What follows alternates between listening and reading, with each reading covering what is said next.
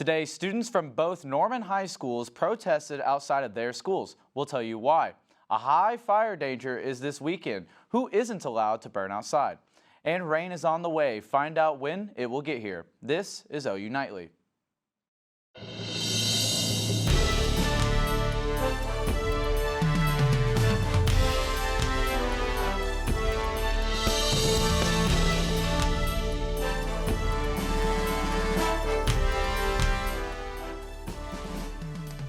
Thanks for watching OU Nightly. I'm Dacoda McDowell-Wahpekeche. And I'm Amaya Ward. We begin tonight with student protests across Norman Public Schools. Norman High School students walked out today in protest bathroom policies. Noah Mack is in the newsroom with the details. Noah, what can you tell us about these protests? Well, Amaya, students from Norman High and Norman North chose to walk out this morning in support of transgender rights. This started with a transgender sophomore at Norman North using the women's bathroom. She says she served her third in-school suspension for it today. Over 100 students across both schools showed up against her suspension. We reached out to Norman Public Schools and they said they are just following a law passed 5 months ago that requires students in Oklahoma public schools to use the bathroom according to their assigned sex. They also say they are committed to making sure their schools are a welcoming environment. Noah, Dacoda, I felt pretty warm today. What about you? Yeah, it was a little toasty for me. Meteorologist Peyton Galyean joins us with a first look at our weekend forecast. Well, Dacoda, I guess earlier in the week when I complained about those colder temperatures, this is karma. Because right now, 88 degrees here in Norman and 91 down in Lawton. That is near record-breaking temperatures. The record today, 90 degrees. The record tomorrow, we can hit it and we can break it at 87 degrees. But coming up next week, you can see a cold front's coming through the area, dropping our temperatures. We are going to be below average. So coming up in Maine weather, I'm going to talk about that fire weather warning, the wispy winds down the plains, and rain is back in your forecast, but the question is how much? I'll let you know after the break. Thanks, Peyton. She talked about heat and first weather, and that is leading to burn bans that have started to take place in the area. That's right. OU Nightly's Tyler DeLuca is live outside Norman Fire Station 3 with more on the burn bans. Tyler? Yeah, guys, it's that time of year. Fall fires in Oklahoma. As the leaves begin to fall, the potential for wildfires across the state begins to rise. And now with stations here like in Norman, they're preparing for that risk. There's a burn ban in effect due to decreased humidity. We've had increased temperatures, increased wind, and then fall is coming to make more flammable foliage and vegetation around, so it all catches pretty quick. The burn ban covers just about everything outside of grilling at your own home.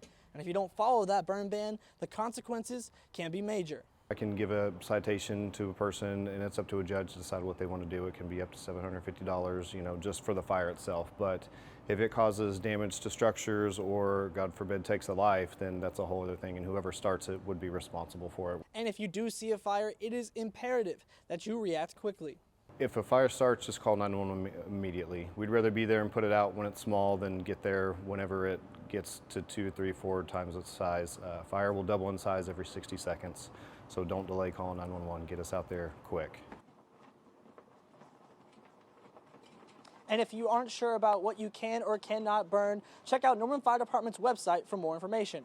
Reporting live here from Station 3 in Norman, Tyler DeLuca, OU Nightly. Thanks, Tyler. The January 6th committee continues to investigate those involved in the January 6th events at the Capitol. Gabriela Tumani has that and the rest of today's national headlines from the News Center. Thanks, Amaya. Yeah, former Trump political advisor Steve Bannon was sentenced today to 4 months in prison. He was found guilty of refusing to comply with a subpoena from the House committee that is investigating the January 6th riot at the Capitol. The judge listened carefully and entered a decision that he thought was appropriate. We certainly fully respect the judge's decision, but we will be filing a notice of appeal, as the judge indicated. U.S. District Judge Carl Nichols also ordered Bannon to pay a fine of $6,500. And more on the House committee investigating the January 6th attack on the Capitol. The committee announced today the panel has officially sent a subpoena to former President Donald Trump. Trump is being asked to sit for a deposition under oath and to provide documents for his role in the January 6th riot. An unprecedented surge in respiratory illnesses among children is putting a strain on pediatric hospitals. Facilities are past their bed capacity and healthcare workers are getting overwhelmed as a common respiratory virus, also known as RSV, spreads quickly amongst children. Despite the surge, doctors say they don't want parents to be alarmed. Amaya, Dacoda, back to you at the desk. Thanks, Gabriela. Norman community members are worried the coming rain could cause more flash flooding. Coming up, find out how homeowners are calling for action. It's the middle of October. We were expecting it to be cold and dreary, but the skies look clear. Yeah, meteorologist Peyton Galyean will have more later on in this show. Stay tuned. Norman is no stranger to the effects of rainfall. It often causes flash flooding in the area. OU Nightly's Jayden Brannon takes a look at the issues some Norman homeowners are experiencing. When it rains, it pours and Norman floods. After some historic flooding back in June 2022, one homeowner is counting their property as a total loss. The damage was extensive. In fact, we believe it to be totaled. Not only losing the home, but a form of income as well. To date, some 5 months rent from that. We continue, nevertheless, to pay taxes on the property, pay for insurance, and so on and so forth. Small creeks and lack of drainage seem to be to blame, but the city hosted 2 elections to help increase stormwater funding, but both failed. Now where I'm walking right now is what used to be someone's living room. But now, as it sits floorless and with debris everywhere, the only thing the owners see worth doing is turning the whole structure into a pile of rubble. In the end, for us, it is prohibitive to raise it and spend $30,000 extra out of our pocket to do it. Some Norman city leaders believe there may be other solutions to this problem. The solution is not always go spend $1 million and build more pipe and channel. Sometimes it's just eliminate the problem, take the houses out. And some of these homeowners couldn't agree more. We're very hopeful that the city would be open to buying the lot back from us. In Norman, Jayden Brannon, OU Nightly. The city says it's still trying to find other ways to help raise funding to address the stormwater issues here in Norman. Yeah, there's no Sooner football this weekend, but we still have plenty of action from the gridiron coming up in sports. Our Ashley Velde has been covering the team this season and is here to tell us how they've done so far. That's right, there's no Sooner football this weekend, but I have a special look at the OU football season this far coming up. Welcome back to OU Nightly. And the OU campus right now, the South Oval, hardly any clouds in the sky. A very nice day, but these temperatures, 88 degrees. It is a very warm day here in Norman. Across the rest of the metro, temperatures near 90 and even 90 in some places across the state. This is near record-breaking temperatures like I talked about up in First Weather. And these winds are not calming down at all. 14 degrees right now. Just these winds very strong, and that is fueling this fire weather warning we have for much of the state of Oklahoma. Even burn bans are just all over the area. Not only is Oklahoma experiencing these, but these are going down into Texas. Parts like Paris, Texas, still experiencing burn bans. And the drought, it's not getting any better. These shades of red and maroon just continuing to get worse, but there might be some relief in our forecast. Allergies, they're slowly coming down, still at a medium level. You're sniffling, you're sneezing, you're not on your own, kid. And right now, the winds, they're going to continue to gust over the weekend as we have a cold front coming in, gust into the 30s going to your Sunday for that baseball game we have at Airedale Mitchell Park. Definitely going to be something we need to keep an eye on. But you see that cold front coming in, bringing the winds down as we go into Monday. But with that cold front, we are going to have some rain coming in the area over through the midnight hours. Monday morning, 8 a.m., you're walking to class. This is when the rain is going to be strong, but it's going to move out, no rumble or thunder, waking you up in those midnight hours. But we're going to get close to 2 inches of rain out of all this. That is pretty impressive, going to definitely help out with that drought situation. And these temperatures are going to slowly start to go down. I haven't been a fan of these warm temperatures in October. 87 tomorrow, 81 on Sunday, but look at that drop, 60 for Monday, staying in the 60s for your Tuesday and your Wednesday, but clearing out those winds again going to be strong. Those low temperatures in the 40s and 50s, definitely feeling like this time of year. Maya and Dacoda. Thanks, Peyton. Coming up, Big Friday Sports will give you a recap of the first half of the football season. Yeah, that's right. OU Nightly's Hallie Moss is here to get you ready for Big Friday Sports. Hallie? That's right, guys. OU Nightly's Ashley Velde joins us live to recap the first half of the Sooner season. And we'll be ballin' with Bates as Brigg Bates gives us a look at some high school football Thursday night lights. Stay tuned.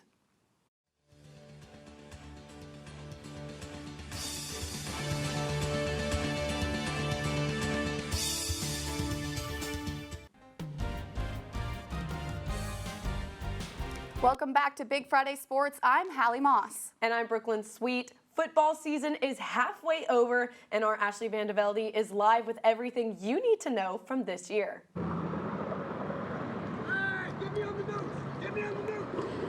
It was the dawn of a new era last December in Norman when Brent Venables was hired. Now they're halfway through the football season, and it may not be everything Sooner fans hoped, but is definitely a new time in Norman, Oklahoma. OU began with UTEP and Kent State. The Sooners handled each team with ease, showcasing QB1 Dillon Gabriel's abilities, putting up 529 passing yards combined, and a big-time catch from Gavin Freeman against UTEP, who starred in his first collegiate touch, scoring a touchdown. Marvin Mims proved to indeed be marvelous, leading the receiving corps in yards both games. The Brent Venables defense appeared to be in full suffocating force. Reggie Grimes recorded at least 1.5 sacks each game, and Oklahoma held UTEP to 28 rushing yards. We talked about, again, this being Team 128, and we want to celebrate success no matter how it looks, and but a special day, you know. The Sooners renewed an old rivalry in Lincoln against Nebraska, where Oklahoma put down the hammer, 49-14. After Deshaun White was ejected for targeting in the second quarter, freshman Jaron Kanek stepped in to lead the Sooners with 10 tackles and a recovered fumble. Eric Gray also had a day, leading the Sooners with 11 carries for 113 yards on the ground. But then came the knife in the Sooners' side, Kansas State, who Oklahoma can never seem to escape the grasp of. They're very explosive. You know, those two guys in the backfield can really make plays, so we got to try and contain them and just do what we can. But no one was expecting the performance Kansas State put on in Norman. The Wildcats put up 41 points on Oklahoma, who had allowed only 30 points in its first 3 games. Quarterback Adrian Martinez had the best game of his career, leading the rushing corps with 148 yards for 21 carries and passing for 234 yards.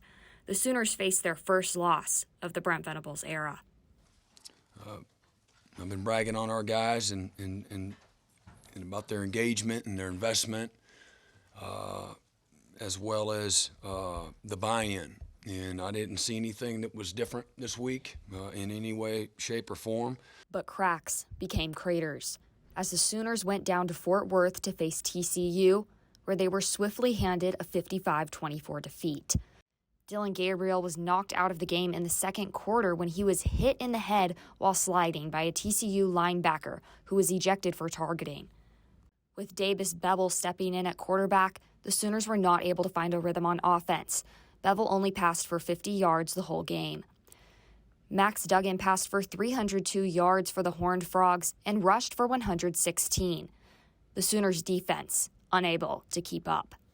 It was certainly disappointing, and I thought we had a great week of practice, and I thought we were ready to play, and for whatever reason, it didn't work out that way.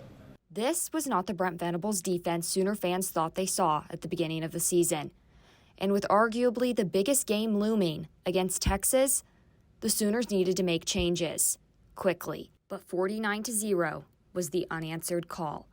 Texas shut out Oklahoma in the Red River Showdown. The last time OU lost 3 straight games was 1998, prior to the Bob Stoops era. Unranked and set to face the number 19 Kansas Jayhawks in Norman, it was now or never for Oklahoma. With Dillon Gabriel back, he passed for 403 yards and led the Sooners to a 52-42 rout of Kansas. Javonte Barnes became the first OU true freshman running back with multiple games of at least 2 rushing touchdowns since Samaje Perine in 2014. And the Oklahoma defense saw improvement. CJ Colding came up with quite the cold interception. There's, like I said, things to clean up. It's just when you win, those things look not as bad. So. And we'll see if the Sooners can continue winning. They head to Iowa State next weekend and currently sit at a 4-3 record. Hallie and Brooklyn, back to you at the desk. Thanks, Ashley. Well, my co-anchor Brooklyn Sweet has been very busy this week and took a trip over to John Crane Field on Thursday night to see OU soccer play TCU.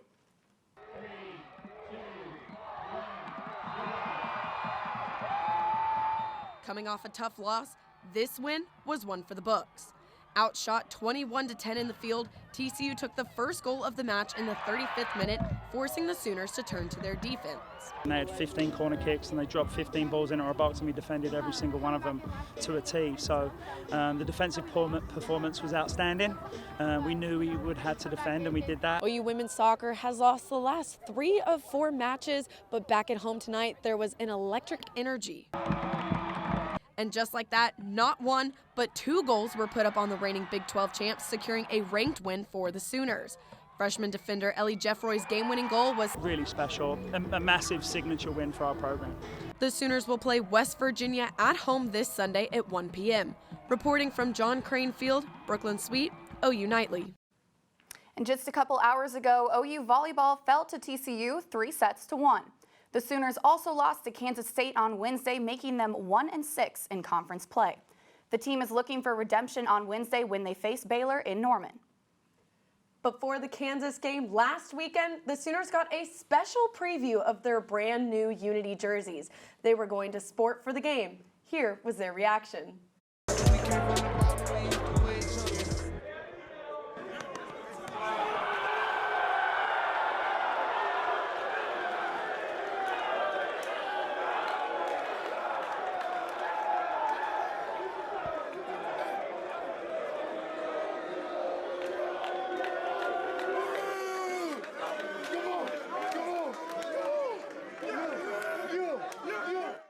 We'll tell you all about OU baseball's return to the mound this fall. And our very own high school football guru, Brigg Bates, is here to give us a look at Thursday night's matchups. Stay tuned.